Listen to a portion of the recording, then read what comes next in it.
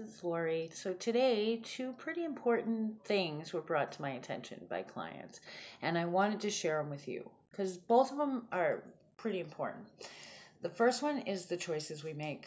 And, a lot of times things happen in our life and we think, I had no choice. And the truth is, we always have a choice. It just may be we don't like our choices. Something happens and you're grieving.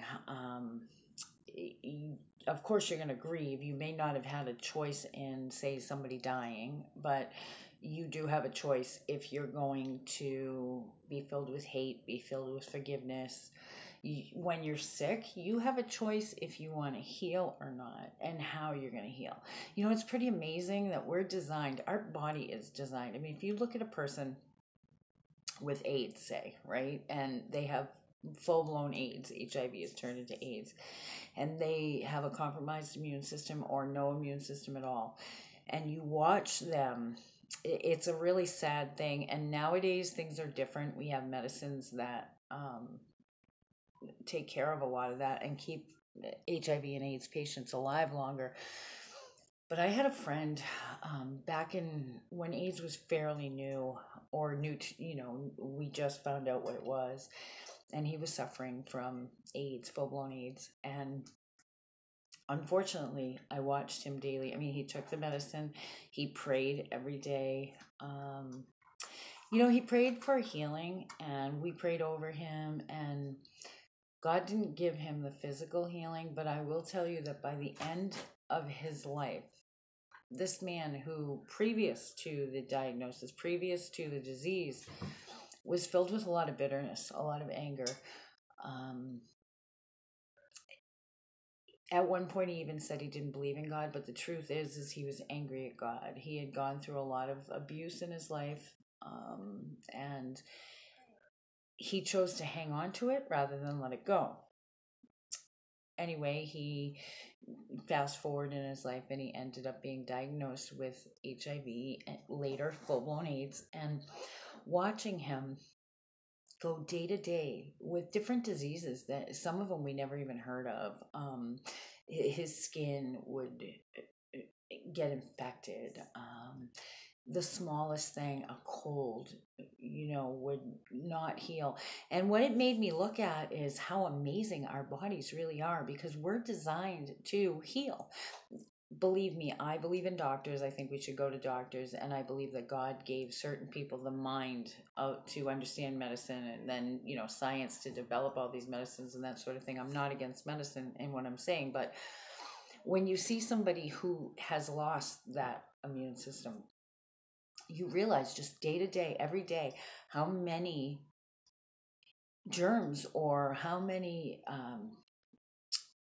enemies we face daily, physically, to our bodies, just by going outside, just by being around other people, just by being around our animals, and without that, it's very clear to see how strong our bodies really are.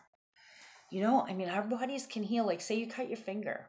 Unless there's something terribly wrong with you, that finger is going to heal. And you can watch it heal day by day.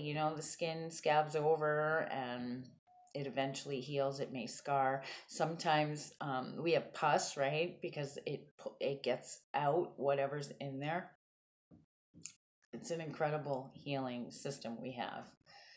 We are created in a very incredible way if you really look at our bodies. But what happened with my friend is he never did receive the physical healing. He did pass away at a very young age. I believe he was 32 or 33 when he passed over.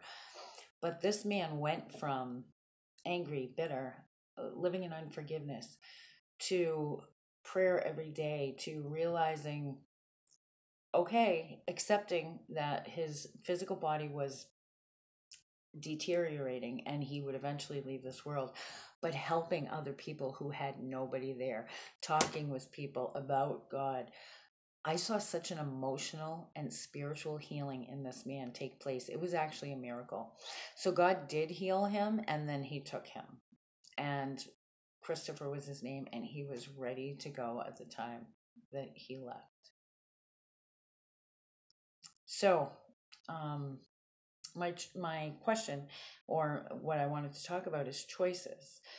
A lot of times when something happens, we don't even realize it, but we have a choice. We have a choice to heal. Remember the pool of Bethesda, where the man is there for 38 years and he's just waiting by the pool? Because the story is, if you don't know it, there was a pool, a healing pool, and people, the sick, would lay around it, and in the hopes that there would be a stirring, the spirit would stir the pool, and the first one in the pool at that time would experience a healing.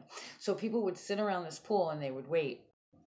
And this man, for 38 years, laid by this pool. And what he said is, every time the spirit would stir the water, somebody would jump in before him.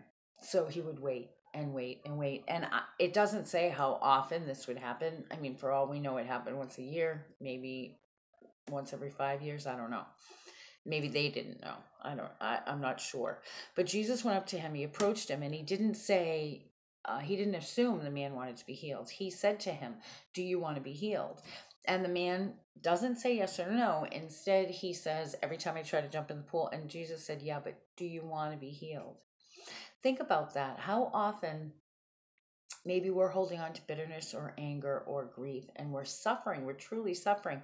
But if somebody said, "Hey, I could take that all away," would you choose to let it happen? I mean, maybe you're holding on to your grief because you feel like if you let it go, you're doing a disservice to the loved one that crossed over.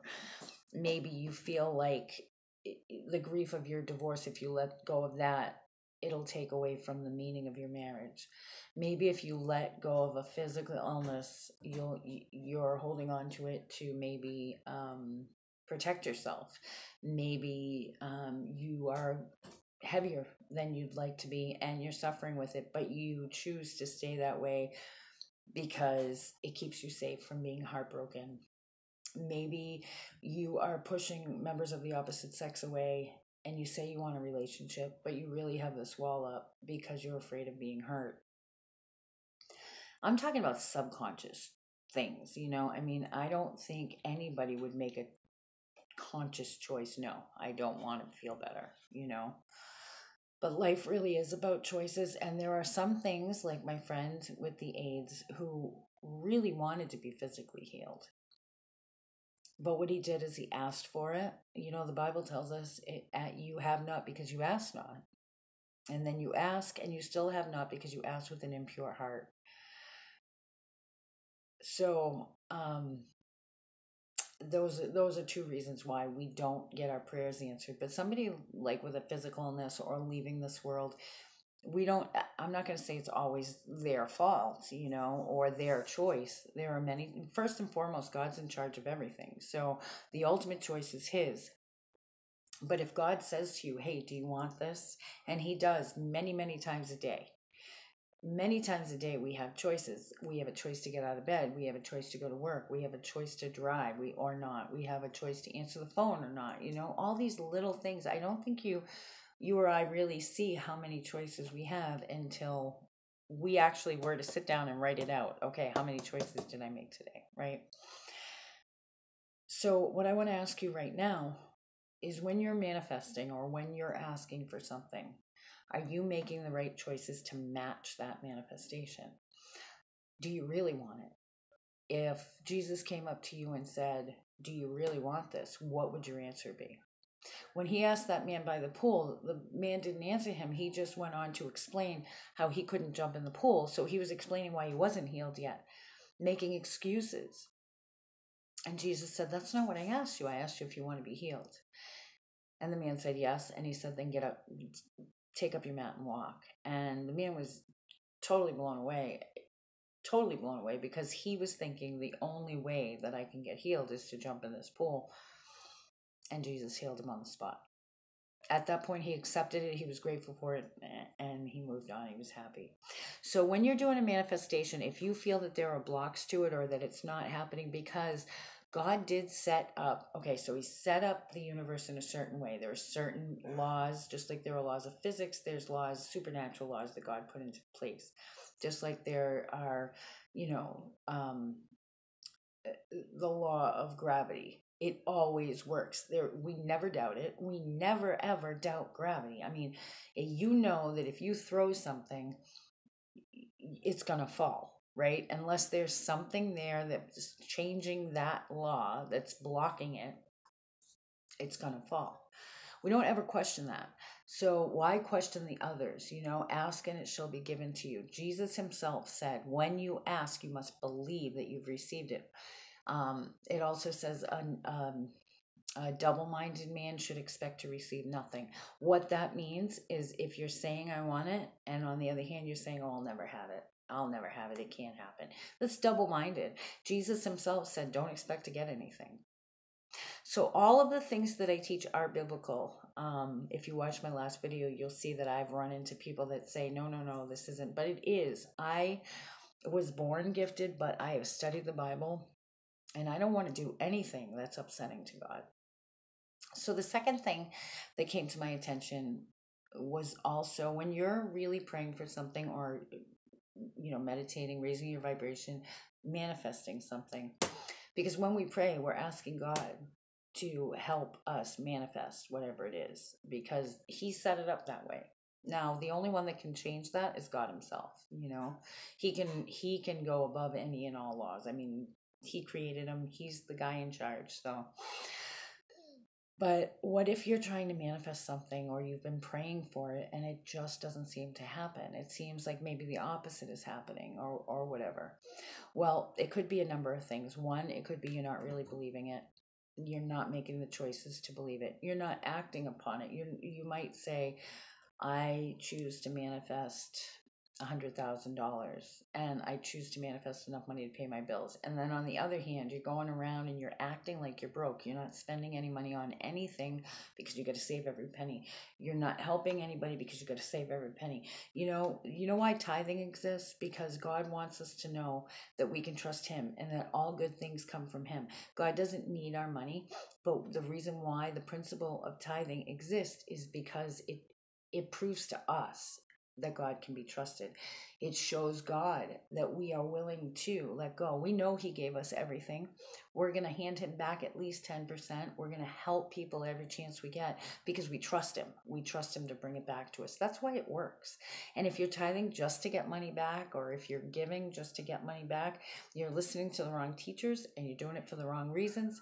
That's why he says you have not because you ask not, you ask and still have not because you ask with an impure heart. Now, any of these things, even if you're asking without God or with an impure heart, could work 1 or 2 times. I'm talking about a lifestyle, okay? So tithing is a good thing. I don't want to get off on that, but that is the principle of it. It's like, I trust you. I trust you enough to act upon what I'm asking for. I trust that I'm going to receive it, so I'm going to act upon it. So what if you're doing that? What if you're doing everything right? You're in the right mindset, your vibration's high, you're giving, you're living in your manifestation. And then all of a sudden, it's really bad. It's like everything is pointing to this not happening. Your friends are saying it's not going to happen. That's another reason why we don't talk about what we're asking for, because people will always find a way to put a block in that. But say, you didn't tell anybody, but everything is pointing to it's not going to happen. It's just not going to happen. You could get discouraged at that point and say, okay, it's not going to happen. There's another choice. It's not going to happen. Okay, I'm going to give up on it. There's 2 things that people really do at that point that's a mistake. One is they give up. They say, okay, logically this makes no sense. It's not going to happen. Well, let me tell you, manifesting, God, miracles, they don't make sense. God doesn't make sense. Manifesting doesn't make sense. Okay? If you're going by logic, you're not going by God. I mean, if you can look back through the Bible and see that it just doesn't make sense. It's not logical. Okay? And remember, we test the spirit. So if God tells you to do something, 9 times out of 10, it is not going to make sense, for one. It's never going to go against his word, and it's never going to harm another person. So those are the 3 things to really look for. But again, it doesn't make sense. So you could fall into, okay, it's not going to happen. I give it up. Forget it. I'm just whatever, it's not going to happen. The other thing, the other mistake that we make is we absolutely obsess over it. No, I asked for this and it's going to happen. And what you're doing when you're obsessing is you're actually doing the opposite. You are actually repulsing the universe from giving you what you want because you're longing for it. So that longing bypasses desire and it actually does the opposite. It you're focusing on what you don't have because you're obsessing over it. You're focusing on what you don't have. What we need to do is we need to know, okay, I trust you, God. I asked for this. I know that it's within your will. I know that you're going to do it. The next step is you know what? If you didn't do it, I know that there's an awful good reason because you're in charge and I know that something better is to come. With that kind of attitude, you can let it go. I was just telling somebody last night that when I start feeling doubtful and I start to feel myself obsessing, that's what I do is I go down, break it down little by little. Okay, if it doesn't happen, what is the worst case scenario? Worst case scenario usually ends up with, well, I'll die. Well, death isn't all that bad, right? So I'm able to let it go that way. It's like, okay, all right, if it's not supposed to happen, if it's not for my highest good, I don't want it anyway. Thank you, God, for blocking it. But please show me. And that way it's easier to let it go, if that makes sense. Because what we're supposed to do is we're not supposed to obsess and we're not supposed to doubt. So you basically have the mindset of, okay, I asked for it. I did my meditation. I raised my vibration. I talked to God. I'm acting on it. I'm acting as if I already have it. I speak as if I already have it. I don't go around telling everybody about it. And let it go because you know what's going to happen. Just like if you throw that rock, it's going to fall to the ground. You don't obsess over it and hope that it falls to the ground and pray that it falls to the ground and keep asking God over and over, are you sure it's going to fall to the ground? Are you sure that's going to happen? You don't do that. You just know it's going to happen. When you sit in a chair, as long as, the chair looks sturdy, you don't sit down and go, oh, God, is this chair going to hold me? I hope it holds me. Geez, should I sit in it? I don't know if it's going to hold me. Well, I really want it to hold me. We don't do that, right? So why do we do that in our manifestations? But what happens is just before you receive it. So another thing that can happen is just before, it appears as if everything, like it's not going to happen. If this happens to you, instead of obsessing or giving up hope, know in your heart, sit down and pray. Talk to God. He knows what's happening anyway, but tell him. He wants us to talk to him. Or talk to your spiritual teacher, or talk to that friend or two that you have that know what you're doing, because we only have one or two that we confide in about this. And let them remind you. The expression, it's darkest before the dawn, that's where it comes from. Those negative entities, which are real whether you believe in them or not, there are negative energies, there are demonic energies, there are demonic forces that don't want you to believe. They want you to believe, if you do believe in God at all, if they can't succeed in making you believe that he doesn't exist, they want to succeed in making you believe that he either doesn't want to give you what you want, he doesn't love you, that he's a mean God, that he's a detached God. They want you to believe that. So they're going to do everything they can to make you doubt or to make you obsess so that you, in fact, block your own manifestation. Okay? And the way that God has it set up,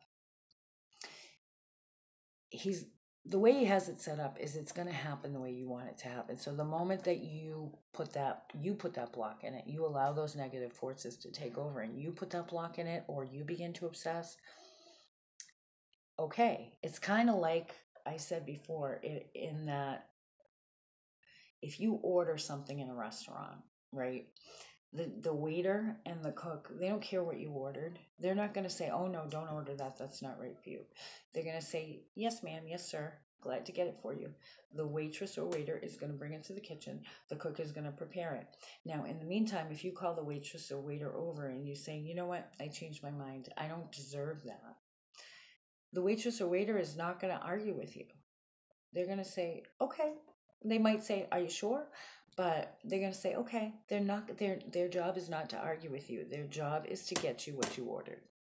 Okay? And the way God has it set up is universal law. When we put it out there, the law of attraction, I guess you could call it, There's no judgment on it. It just is. Okay?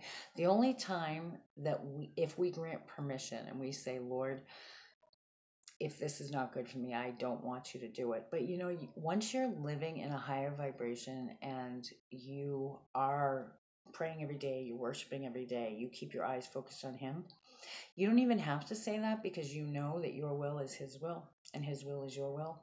So you know that that doesn't become a problem. Okay? So think of it that way. If it starts all of a sudden looking really grim and you feel like an absolute fool for believing that this could happen, why do we always, and we tend to do this, we either tend to obsess or we tend to doubt God. Why do we doubt God and believe the world? We believe those negative voices. We believe, Satan leads this world. Why do we believe him and we don't believe God? God can do anything. So when Satan starts sending his little minions over to whisper in your ear or to do things in this world that make it appear that it's impossible, don't buy into that. You stand strong in your faith. Faith is the assurance of things not, faith is the assurance of things not seen. No. Faith is the assurance of things hoped for, the conviction of things not yet seen. Stand in that conviction. Know that it's coming. And don't let him do that to you.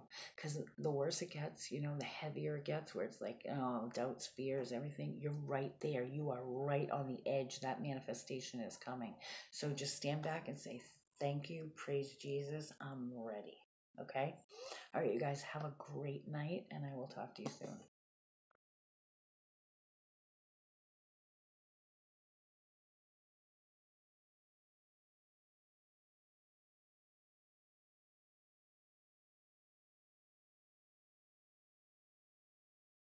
Hey, listen, I've got a deal for you. As you know, I do online programs that I help to raise your vibration, to connect with spirit, to open your spiritual side, to discover your spiritual gifts. And then there's other ones on how to succeed in this life, how to manifest. And what I did is I put together a program to help you manifest the life that you desire, to open your spiritual gifts, to find them and open them, and release any negativities. I designed this so that you can take it in 3 different ways. Because I want everybody to be able to afford it. I want to be able to help everybody. I have such a desire to do this. And listen, it is December. It's the week of Christmas. This month, I am offering an amazingly crazy deal for it. It's my goal to get at least 100 people to sign up this week, because you know what? I really, really want to help. So I did this ridiculously low price. You could do 3 different ways. The whole course, $97. Now this is a $600 course at least, and the stuff you're going to learn is going to last you a lifetime. So $97, and you can either pay $97, and if you pay it all up front, you get a 10% discount, or you could pay it in 2 payments, or you could pay it in 3 payments. Do it for yourself, guys. This is really going to help you. I'm going to be there for you one-on-one. We'll have one-on-one sessions. There's a workbook that I designed. I worked hard on this. It's worth so much more. The paperwork itself, the time that I took to make this up, the thought that I put into it, all the study that I put into it, if you added up all that time, all the materials for the workbooks and all that, I spent well over $97 each. At $600, you'd be getting a deal. So you know what? Why don't you sign up? Do yourself a favor. Sign up. If you want to buy one for a friend, get a gift certificate. With a gift certificate, you get another 10% off. So you could be paying $97 with 20% off. Do this. Do this for you. Do it for me, do it for you. All right, let's do this journey together. I hope to hear from you soon. If you would like to do that, message me below, or ANSWERS, the number 4, YOU16 @gmail.com. We can work something out. This is for everybody. All right. You take care and Merry Christmas, guys.